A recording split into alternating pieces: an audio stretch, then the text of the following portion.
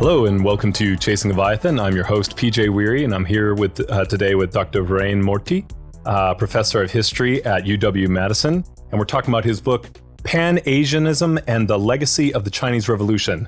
Dr. Murthy, wonderful to have you today. Thank you for having me. It's great to be here. So, Dr. Murthy, tell me, why this book? Why do we need to learn about Pan-Asianism? What do we need to see? You talk at length about Pan-Asianism started with Imperial Japan, but then I think we understand why this happened, has focused more and more on the rise of China. What does the rise of China mean? Why did you feel the need to write this book? Well, a couple of reasons. I was interested in Pan-Asianism and first sort of getting clear on what it means and what its implications are. So first, I guess we could start by, before we even say, well, why Pan-Asianism, one of the things we might need to say is, well, what is Pan-Asianism? And I think that the idea is usually associated with some kind of idea of Asian unity. This idea of Asian nations uniting. And I try to separate three different ideas connected to Pan-Asianism. So one is, sort of Asia as a geographical entity, right? And then Asia is having some kind of a cultural commonality. But I think that what I try to stress is the third part, which I think is extremely important for Pan-Asianism as a kind of ideology or as a kind of political theory, and that is that there are elements of Asian culture that can solve or somehow respond to the problems of modernity, right? And that is often Western modernity. And so that becomes one of the central tenets of Pan-Asianism as I look at it in this book on Pan-Asianism. You start with kind of a review and a critique of forgive me, I didn't write down, what was the first one there? The second one's cultural, and the first one was... the first one was geographical. And I guess I should also, well, so why at this moment? And that's because I thought also at this moment, you begin to have different people revisiting this idea of Pan-Asianism, both in the academic literature and in the popular literature. And I thought it's interesting to see a split here, because the academic literature, although there's been some more sympathy to Pan-Asianism, there's often a stress on Imperial Japan, right? And the reason for that is that Imperial Japan used Pan-Asianism as an imperialist ideology. So on the one hand, Pan-Asianism was all about liberating the Asian nations, but the Japanese used it to invade the Asian nations.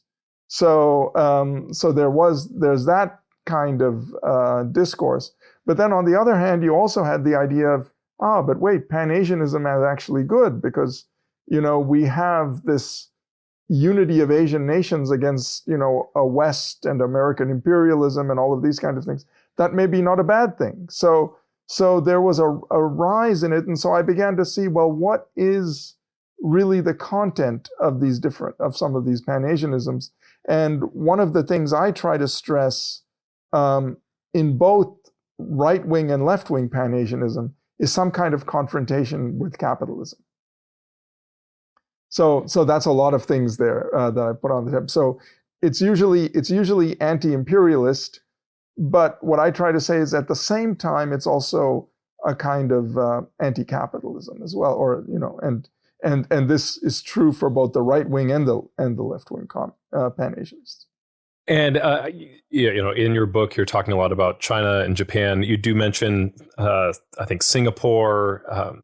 As we look at a lot of the other countries, there's this idea of uniting geography. And maybe this has to do with the history of the idea, and that's kind of, it seems, what you're tracking. How do India and Russia, and so, because when we say Asia, I was actually kind of surprised that India and Russia didn't show up, right? Because we think of Asia and we think of the continent. And so it seems like when we talk about Pan-Asianism, are we talking more about what we would think of geographically East Asia, or are they they assume that like India and Russia would kind of follow along? I know Russia has a really weird history with being, Asia to some people, Europe to others. So how do they fit into the picture? So that's a good question, and I think that part of it has to do with my own area of specialty. So I am of course of South Asian origin, but I work on East Asia more, and there is more Pan-Asianism in East Asia. However, I do think that is something in the book, or something in like a future study that I should look into more. I mean, there is more Pan-Asianism in India than one would expect. But let me now try to at least talk about some of the ways in which India and Russia do figure into the book. And it's sort of marginal, but symbolically quite important. So if you look at two Pan-Asianists I look at in the book, one is Okakura Tenshin, who's writing in the early 20th century, and the other is Okawa Shumei. Both of them mention India as part of Asia. And not only that, mention cultural dimensions of India, like Hinduism, and as part of Asian culture. I think Okakura Tenshin, in his very famous book, I think Ideals of the East, I think he says, well, you look at what Asia combines is the individualism of Hinduism and the communism of Confucianism, right? And so there you see that already bringing in India. But when it comes to Okawa Shumei, who is an important figure in the book, but also controversial because he was Pan-Asianist in the 30s and 40s, and someone who really supported the Japanese imperial government, right? So that's what makes him, he's controversial. But he started out as wanting to be a scholar of Hinduism. And then one day he goes, and I sort of document this, he goes into a bookstore and he reads a book by Henry Cotton called something like The Awakening of India or something like that. And this is a Britisher talking about the emergence of Indian national consciousness. And he says, this is going to be something we're going to have to reckon with, right? As people of the British Empire and so on. And at that moment, that whole Indian independence movement really enamors Okawa Shumei, and he begins to be a supporter of anti-colonialism, and that becomes his switch to Pan-Asianism.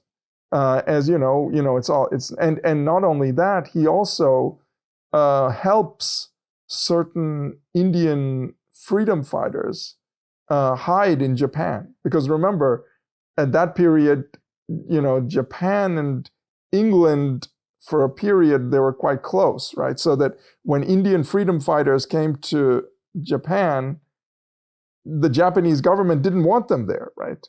And so then, one of the very famous stories that I think I mentioned briefly, but don't get into in that much detail, is people like Rash Bihari Bose and so on, who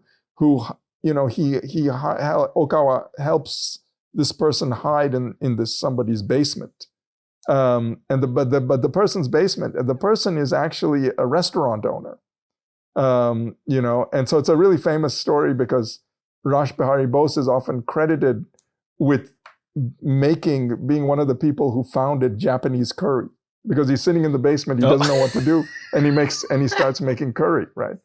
And there is actually, that shop is there in Tokyo now, called Nakamura Yai, if anybody's interested. It's right in Shinjuku, but so that is that's sort of that there you can already see the connection with India, but it is true. So that's India, right? So India is there actually. I mean, usually you think about it as East Asia plus India is what their Asia is. So then what do you do with Russia? So Russia is much more complicated, and it comes in one place explicitly, and that is with Sun Yat-sen, right? Because Sun Yat-sen has a really famous essay, I think in 1924, I think, where, and it's a speech that he gives in Kobe, so in Japan, right? And so he's the, the major figure of the Republican Revolution. And he's writing about Asia, and he says, and of course in the back of his mind is also already Japan and the problem of imperialism and so on. But he talks about Russia. And he says, Russia is a bit of a tricky question, right? He says, is it Asia or is it Europe? And he says, after 1917, it enters Asia. So why is that? Because of the socialist revolution, it becomes Asian because it goes against the West, he's saying, right? So that I pick up, and I think that's very significant because, there are other ways in which, if you think of the the Russo-Japanese War, at that point, Russia seems West, right? And the Japanese victory is one of the things that really makes Pan-Asianism popular. So there is Russia sort of, but already with that, we begin to see how geography can transform, right? Because Russia, when it becomes socialist, it becomes part of Asia. So then the big problem is, does Japan, can Japan then leave Asia? So if Japan becomes imperialist, there are all these people saying that it's not Asian anymore, right? So that becomes a problem, right? So I think that was a kind of interesting sort of point for me that I discuss in the book. This way in which geography and ideas sort of can interact with one another and a country, because and the whole, in some sense, the book starts before I even talk about Okakura Tenshin. I talk about Fukuzawa Yukichi, who had that famous idea, right? He's sort of a liberal in the Meiji period. At least he's classified that way. He's obviously more complex. But with respect to Pan-Asianism, he's often thought of as the nemesis, right? The anti-Pan-Asianist. Because he says that the big problem of Japan is it sort of has to leave Asia, right? He has the famous essay, Datsuaron, right? And he says what Japan has to do is leave Asia because Asia is so backward and it's getting colonized, and we've got to not do that, right? We've got to show that we're something else, right? And then he has this whole critique of, Chinese culture and to some extent Korean culture and even Indian culture, because he says, there's something wrong. I mean, look at how India got colonized, and they still think they're so great, right? And this is what Japan has to break away from, right? So so that's the kind of Pan-Asian, the kind of the way in which ideas and geography sort of interact with one another, I think. Yeah. Thank you. And I really appreciate you giving us those three categories at the beginning with geographical, cultural, and ideological. And so we've talked quite a bit about the ideological and geographical. But one thing I did notice is India seems to be more included, and that one seems to be more cultural over Russia because Russia is largely Christian. Whereas India, because of Hinduism, has that connection, I would say, through Buddhism. And, that's where they can see Confucianism and Hinduism meeting. But with Russia, it has to be through ideology. It can't be culturally because of the religious side. Is that a fair thing to pick up on there? I think that's a good point. I think Christianity, the way it's interpreted by Pan-Asianists, is usually almost as kind of the enemy. So I think that is part of the issue. I think, but Russia, it's ideological, but also political, right? Because once it becomes socialist, there is that movement against imperialism in some sense. So that's where Russia really comes in, right? That it's both socialism and the problem, of course, with these categories is, we can say culture and religion, but if you start thinking of socialism as a culture, well, then of course that also could come in. I think the other issue, of course, is Islam, right? Because you do have certain places in Russia, well, the Soviet Union, where Islam was popular and so on, and that sort of comes in marginally among some Pan-Asianists, because a lot of this has to do with the political mediations or the political leanings of the Pan-Asianist, right? Because if yeah, go ahead. Oh yeah. Like, I mean, this is, I can immediately see, because you're talking about different thinkers, and some of them would consider different countries and some of them wouldn't. But when they do consider a country, it's always going to be different from the other thinker. So you have, because I mean, Singapore has got to be a really interesting. Indonesia is going to be, I don't know how much they considered Indonesia, but like, I mean, when you talk about Islam, Bangladesh, all these different ones. And of course, Islam would have political ramifications as well. Yeah, I think so. And I think it's interesting that most Pan-Asianists don't often bring in Islam.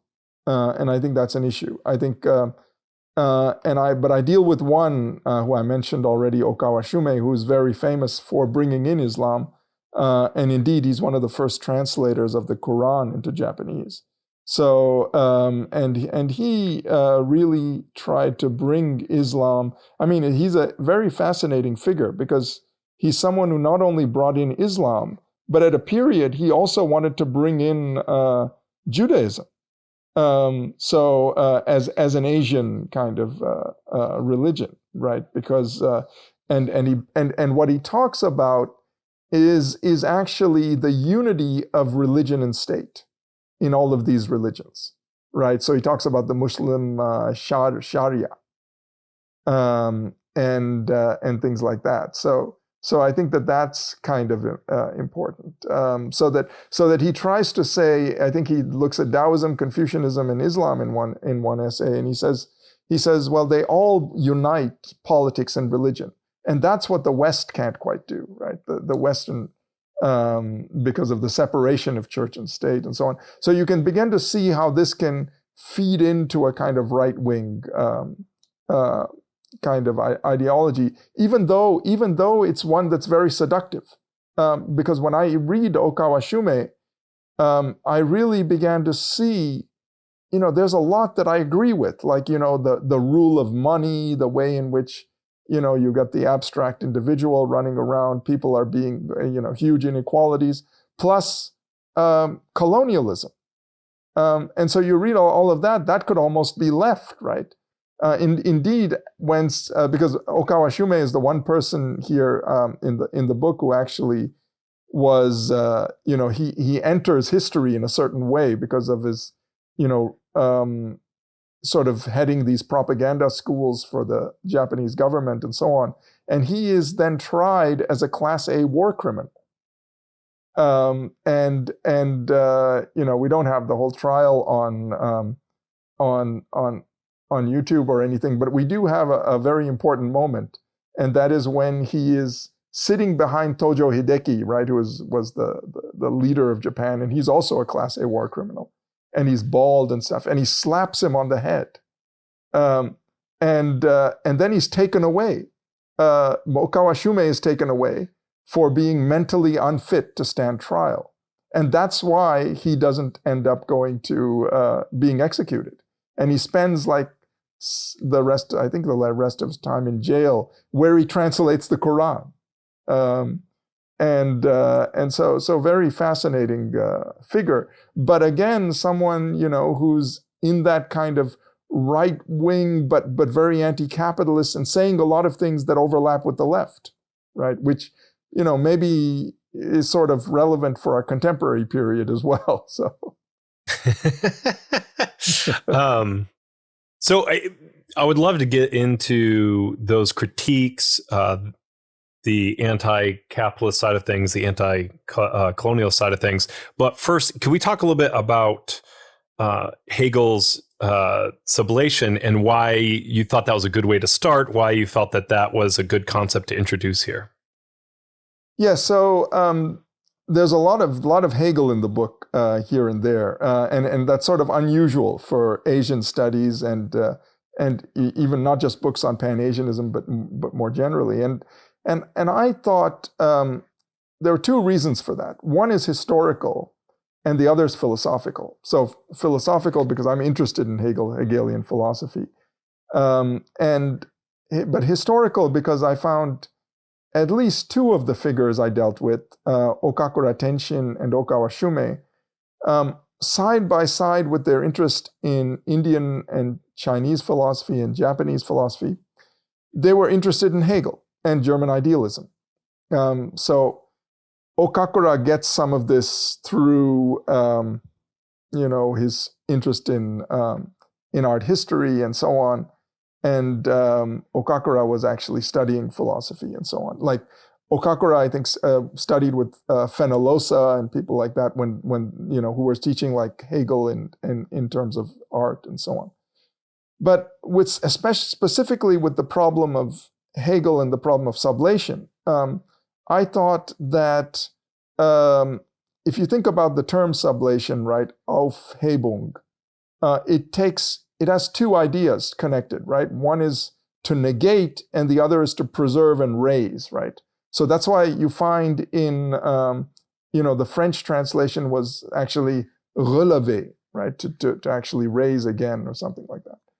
But then I noticed the Chinese and the Japanese translations actually are very interesting because they preserve both sides. So if you look at the Chinese translation, yang qi, right, actually means to raise and then to negate or to get rid of, right? So it has both of those sides. And then in Japanese, the translation is shio, which is shi meaning to stop, and then yo is the yang, the same character as that's used in the Chinese translation. So I think that both of these terms actually sort of keep the original meaning. Now, the thing is with the Pan-Asianists, my point is not that they're using these Aufheben or anything like that, but they are actually showing it. So the question then is, what are they sublating, right? And my point in especially in the Okakura Tenshin chapter is that what they're sublating is abstract individualism, because they see the West as abstract individualism, sort of becoming sort of universalized and a problem.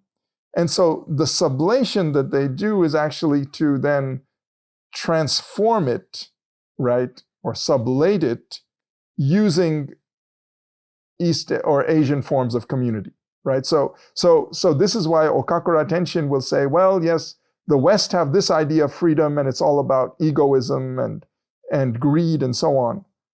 But in Asia, we've got another form of freedom. So it's not that you're getting rid of freedom, but you have a notion of freedom that is reconciled with community. And he talks about, village life and so on, this kind of communal kind of. So that, and to some extent, this is a little bit like, you could say a little bit like Marx too, because, when Marx says that individual freedom is the condition for the possibility of communal freedom, right? It's almost like the Pan-Asianists, especially Okakura and especially Okakura Tenshin, Okakura Tenshin and maybe Okawa as well, but is this idea of, okay, well, communal freedom should then also be the condition for the possibility of individual freedom, right? And the reason I saw all of this in relation to Hegel is I thought, there's something about Hegel that sort of corresponds to this, right? Because if you look at Hegel's critique of Asia, what does he say? He says the critique of Asia, right, when he talks about das Orient or something like that, he is really saying that they have no freedom. It's all community. And then he says it's like a theocracy and all of this. So he's basically saying there is no individuality, there's no subjectivity there. And when Okakura in the early 20th century looks at the West and then looks at Japan and what's happening, he sees the opposite. He's saying, no. The problem is that we've got abstract individualism, being realized to an extreme level. And of course, Hegel wouldn't want that either, right? Because If you think of the philosophy of right, it begins with the abstract will, and then it says, if you really want to realize freedom, it has to be in a concrete society with concrete institutions and so on, right? So that's what I was trying to do here. So to try to say that, okay, from another perspective, they're groping after the same thing. Now, in the end, of course, maybe some of these Pan-Asianists fall a little bit too hard on the side of community. They may not, especially someone like Okawa Shume. I don't think he's sort of, after a while, individual, it's sort of there, but it's not, you're not sure where it's actually affirming itself, right? So that's sort of, where I was going with the Hegel and especially in those two chapters. It works a little bit differently in the Takeuchi chapter, but we can get to that later. When they talk about, and I can't, I'm having a hard time keeping the figures straight, but when you mentioned that one of them talks about village life and how that really reconciles the individual to communal freedom. Yeah. Can you expand on that a little more? Yeah, so the idea here is that in the village life, that what you have is both the individual, right, working for himself, and he actually talks about, it's almost an idealistic picture, right, where I think he's talking about the villager, smoking a pipe and sort of then discussing his ideas or something like that. But I think that the idea is there that, he's thinking about himself in some sense, but also the community at the same time. Unfortunately, he does not get into the institutional basis of what this would mean. So all of this stays, the critique is much stronger than the alternative in a lot of these Pan-Asianists. And so that's one of the criticisms one makes of Pan-Asianism, is that, the critique is really strong, and then you've got this idealistic, the reconciliation of individual and community in village life, which is happening all over in Asia. But the one time you actually get an institution, it's Japanese imperialism, right? Which is not, so that's why Pan-Asianism has not had a very good track record, right? That you get these, because you can describe, people working together, each person doing his own thing, and that's Asia, that's the harmony, because we're not all greedy and so on. But the question really, when it comes to how do you realize this, it's a difficult question, and it's a difficult question, I think, although not just for Pan-Asianists, but for socialists in general, right? We always have more of a difficult time because we're at our strongest when we're criticizing capitalism. And when we start talking about what do we do afterwards, we begin to become a little bit, we're not quite sure, right? We can say some things, and we can, of course, what the Pan-Asianists maybe couldn't do is we can point to actually existing socialist regimes, but that again is a mixed bag, right? So that's and of course this is where I could come to Takeuchi Yoshimi, who's a central figure in the book, who actually does point to Pan-Asianism and Mao, right? He starts saying, okay, that's where Pan-Asianism is being realized, right? So he gets a little more institutional sort of mileage, right? Yeah. And forgive me, it's this maybe, again, this is not my area, but I've always heard that there is a certain point of Chinese pride that their type of communism is different from Russian communism. And is that part of that story there? Yes, well, that's definitely a big part of Pan-Asianism, right? At least Pan-Asianism in the post-war. And that's where Takeuchi Yoshimi is maybe the central figure of the book, right? Because, he spans the pre-interwar and the post-war periods, and is very famous as a sinologist and a public intellectual in the post-war period. And one of the things he really stresses is the different path that China took. And here again, I bring Hegel into the picture, but now from the opposite side. I mean, because Takeuchi talks less about community than he does than about subjectivity. he says that Pan-Asianism is really all about subjectivity. And he sees that in Mao. And you'd say, well, why do you see it in Mao? Well, because of the revolution. He talks about a revolutionary subjectivity that resists imperialism, right? And that becomes his really big contribution to the Pan-Asianist debate. And so we begin to see almost like a dialectic of Pan-Asianism where, it starts out affirming more community against the abstract individual. But then by the time you get to Takeuchi Yoshimi in the 40s, 50s, and 60s, it's beginning to say, no, what we really need is subjectivity.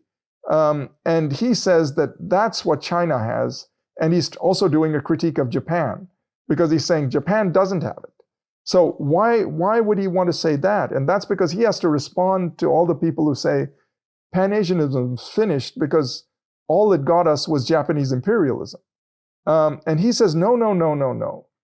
What you've missed is the truth of Pan-Asianism in China is not the fascism, but the resistance to both fascism and imperialism. And that's embodied by China. And he wants to say that that's different from Russia in some ways. So he wants to make that idea that Mao, there's something unique about Mao.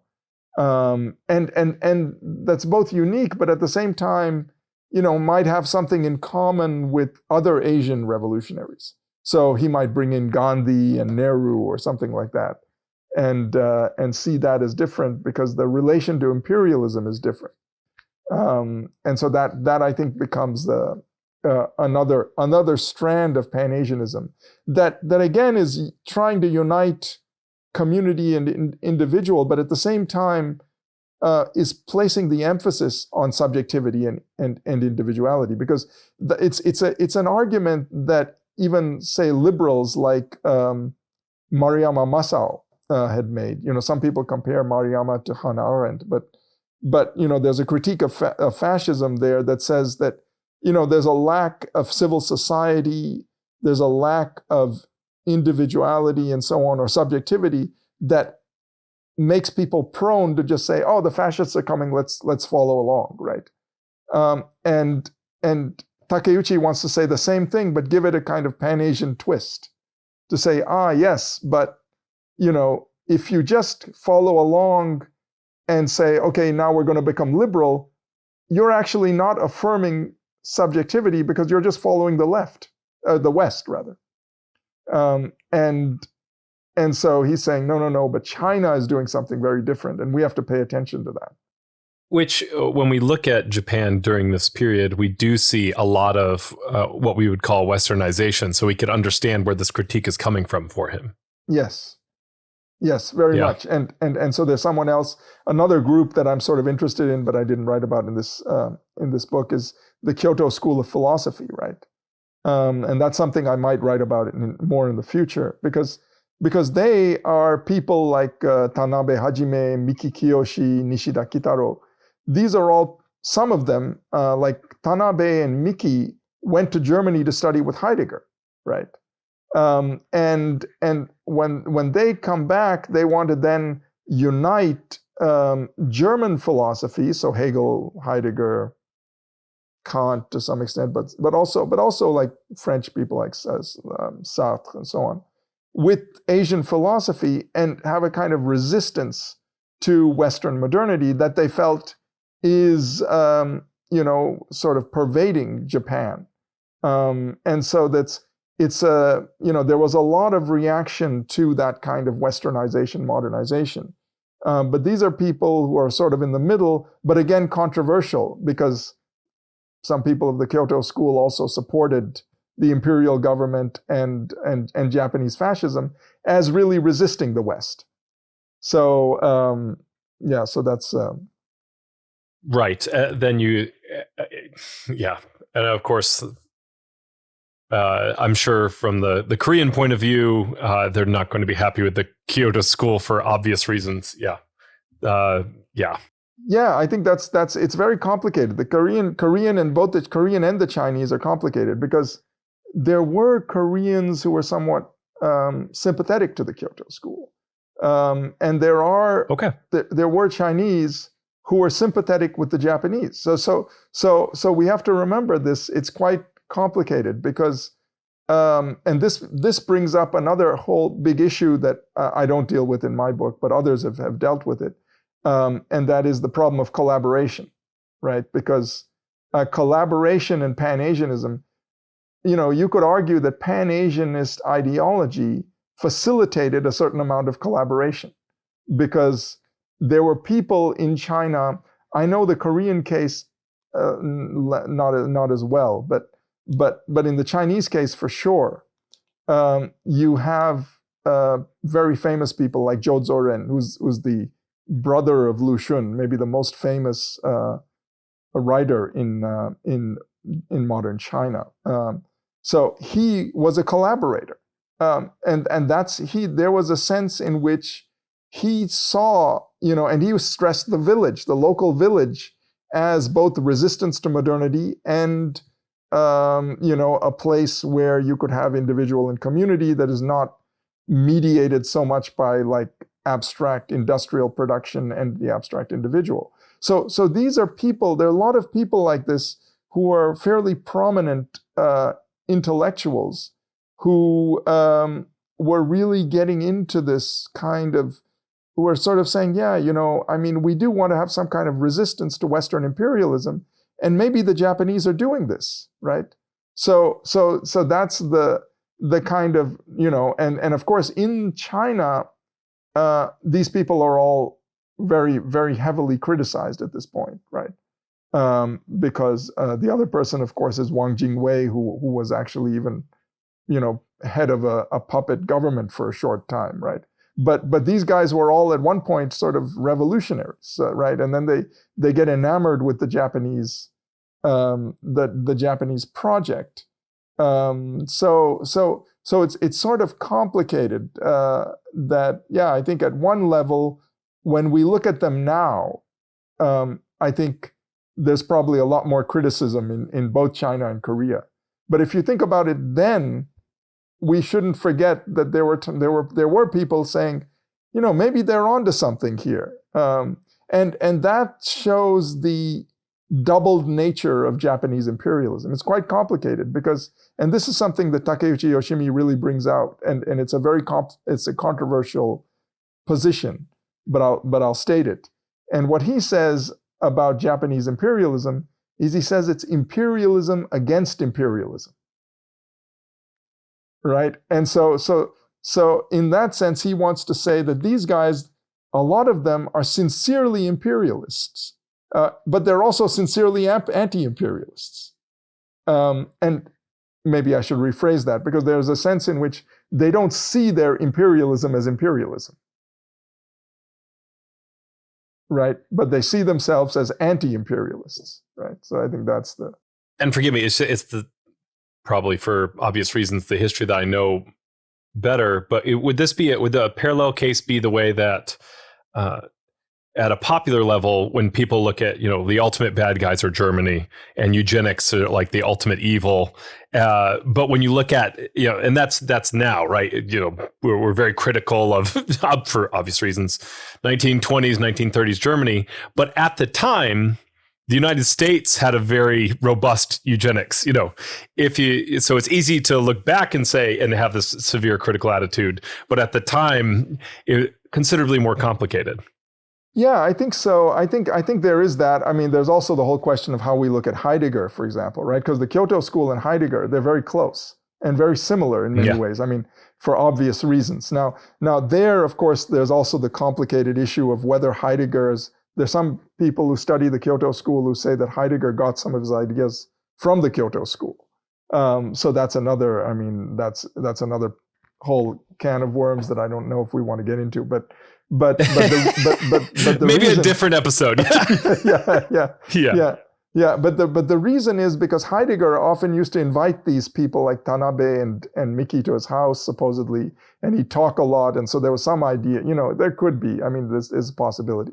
But I think more broadly, we can also think about, as you mentioned, a kind of, a global kind of turn, right? Both Germany, there are a lot of people sort of dissatisfied with modernity, and so Heidegger is in some sense he's a critic of modernity, but not from the left, right? And that's sort of now the Kyoto School. They're in that same ballpark, I think, and trying to develop some kind of critique. Some of them even engage with Marx, and try to say, well, yeah, there are limits to Marxism. So they're, I wouldn't call them, they're not. It's hard to judge whether they're all fascist or not, but they have that leaning, I think. They have that tendency, especially with the emphasis on, even if you think about the agricultural to some of them and so on. I mean, that's definitely Heidegger has that.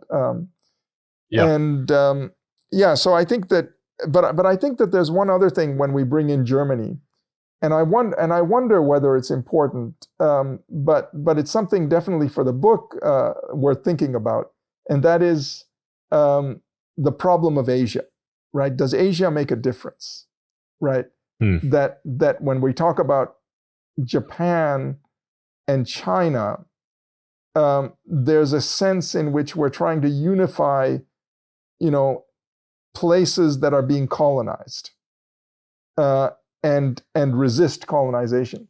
Now, I wonder whether that makes a difference. It's definitely an ideological difference, because I'm not so sure how much Nazi ideology stressed that idea. I mean, there's an anti-Americanism, but I wonder whether it's a decolonial perspective as well. The other thing is the anti-Semitism in Nazi ideology. I don't know if we have a direct parallel there, because the idea of the Jew as representing this kind of transnational threat, as and therefore, and which is often associated with money and so on and things like that. So in some sense, a reflection of capital. So the critique of capital then can be connected to the critique of the Jew and so on. I don't think we have that, because what we have here is the threat of imperialism, which I don't think is just a threat. The imperialist is not quite the Jew. It is especially if you see the experience of Japan from the Meiji and Commodore Perry coming with his black ships and all of those things. I think there is that and then you see the Opium War, you see India being colonized, all of these things happening together. You begin to see this anti-colonialism and the problem of imperialism is a serious thing. And that's what Takeuchi says. He says, okay, even if we say, okay, Pan-Asianism ended up supporting imperialism, supporting fascism, but the problems that they identified have not gone away.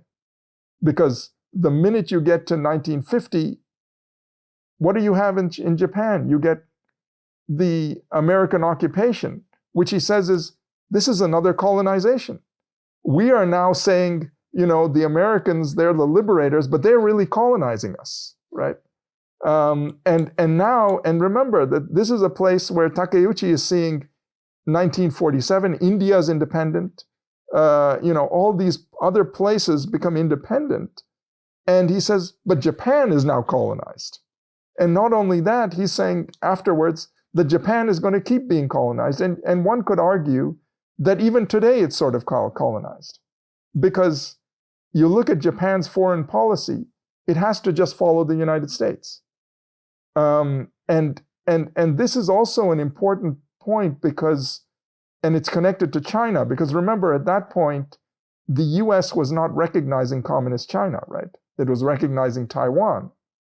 And Japan had to follow that.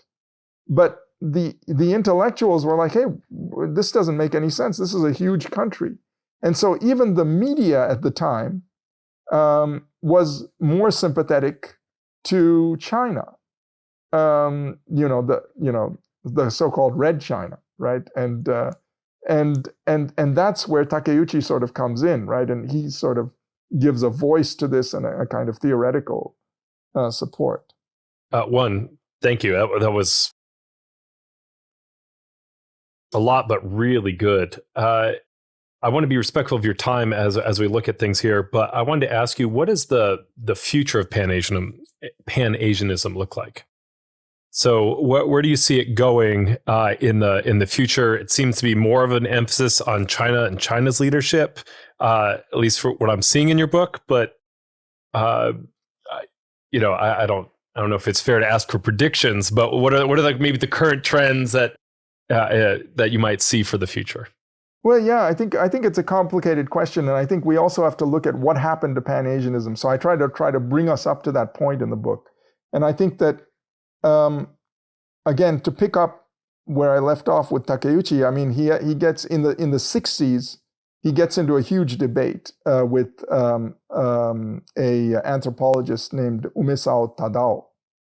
And he makes a huge challenge to Takeuchi, which is a challenge we see today as well with a lot of, post-structuralist theory and so on, which says that, the entity or the thing that you're talking about, Asia, actually doesn't exist, he says, right? He says, and so you're going on trying to get people to rally around this thing that doesn't really exist.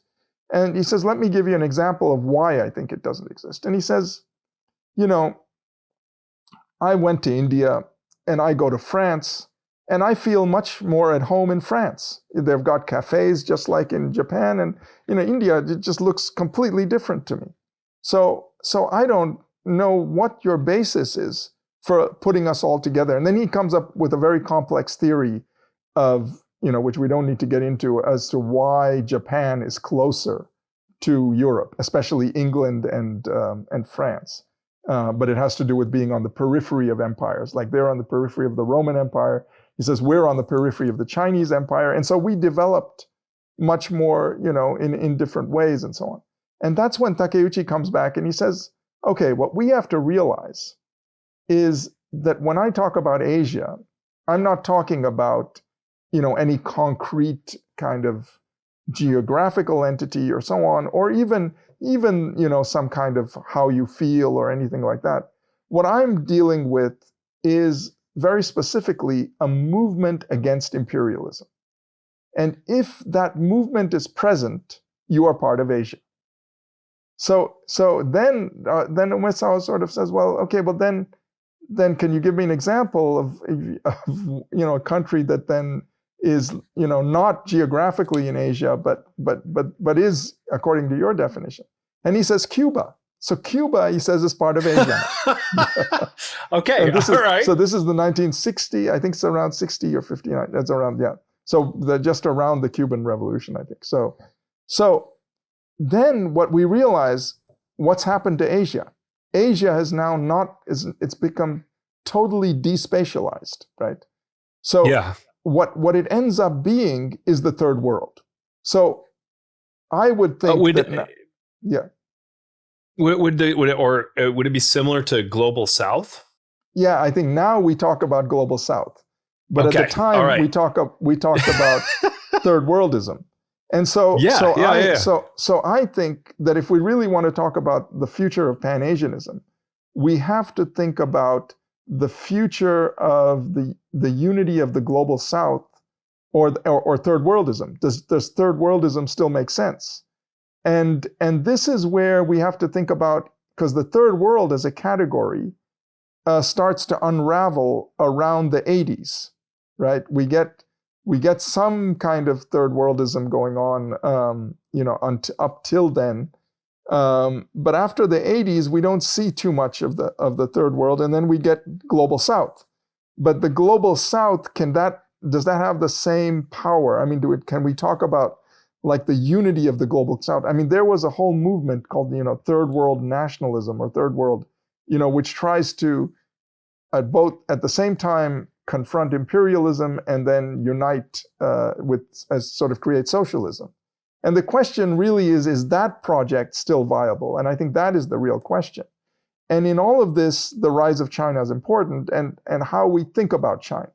because what we get now are things like the Belt Road Initiative and things like that I talk about in the final chapter. And I talk about a new leftist named Wang Hui, right? And he tries to say, oh, well, he almost tries to do a theory of the Belt Road Initiative, right? And says that, it would be great if it were a socialist project, right? If we could, and in fact, he thinks that for its success depends on it being the spread of socialism. So almost like going back to Mao's idea of the third world and third world unity, right? Because that was a period when we had, unity, even not just amongst third world, but also like with the African American movement in the United States, right? You had Chinese sort of supporting that and all of that, and I wonder whether that's what will it take for that to happen again, to be a moment again. I think there are ways in which we do see the division of the world, especially with things like the Ukraine war and things like that, right? I mean, I think people in the US were quite surprised when they suddenly saw India not totally supporting the United States, but saying, oh, wait, I don't think I want to, because they depend on Russia for certain things and so on. And so, and then of course, China not quite going to be going along with the US. So I think that there now we see certain global divisions again happening. But the question is this just going to be inter-imperialist rivalry, or can it be more, right? Or inter-capitalist rivalry? I mean, can there be like a different vision that is proposed by China and other countries in the global South or Asia or the third world, however we want to categorize it? I think third world and global South are maybe more expansive, because Asia, unless you do a Takeuchi move and say, well, any country that resists becomes Asia, we're going to think of Asia as geographical, and that's going to be an issue, whether we want to keep that, or because I was almost trying to say that the category of Asia almost gets sublated into the third world. Yeah. Well, the one difference, and I know that there's different levels of development in China, but it does seem that the one thing that Asia really keeps is that Chinese leadership in a way that global South and third worldism doesn't. And that does seem to be an important part of what makes everything you've described with Pan-Asianism. Is that maybe one thing that would keep that kind of that Asian designation, even though it could include somewhere like Cuba? It's the leadership of someone like China. Yeah, but I mean, we should remember that it was a Japanese intellectual saying this. So yeah, so that I think there was some kind of leadership even in third worldism, because of Mao's revolution, right? It was the one place in Asia where the revolution seemed to succeed. And that's, I think, what was the reason. Because if you think about the earlier Pan-Asianism with Okawa Shume, or even Okakura Tenshin, both of them had Japan being the leader, because Japan was the most industrialized and so on.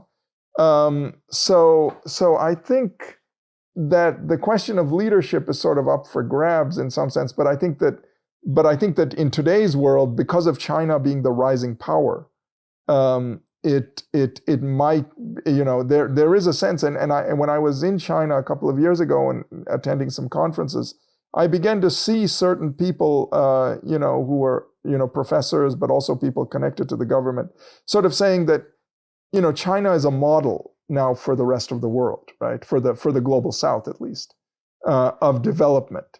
But I think there's another issue here, because if you think about China as it becomes more and more powerful, is it still like the third world? Because there was a sense in which third world also referred to, the poorer nations, and I think that what happens when a poorer nation becomes rich, right, and powerful, right, and does it, but yet it's still led by a communist party, so it's very complex. I mean, because I know some Marxists who recently still want to hold on to the idea of China as socialist somehow, which then can make it be the leader, right? So So I think that I think is so I think those are the questions we would need to answer.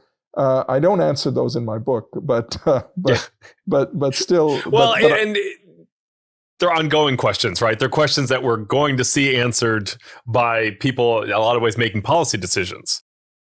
Yeah. Yes, or yeah. I think it's going to be a question of how China develops. I don't think these questions are set yet. I mean, because there are some people who want to say China is already imperialist. I don't think so yet, because here we'd have to get into more detailed discussions of what it's doing in Africa and so on. Does that constitute imperialism?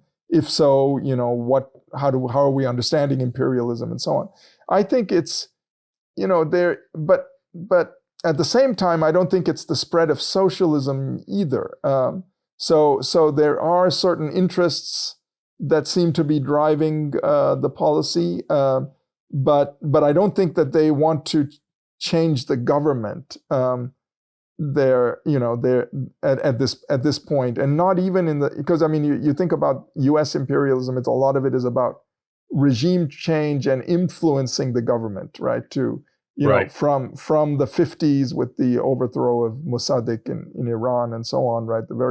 That if you go against the policies of global capitalism in some sense, well, then we're going to have a few changes.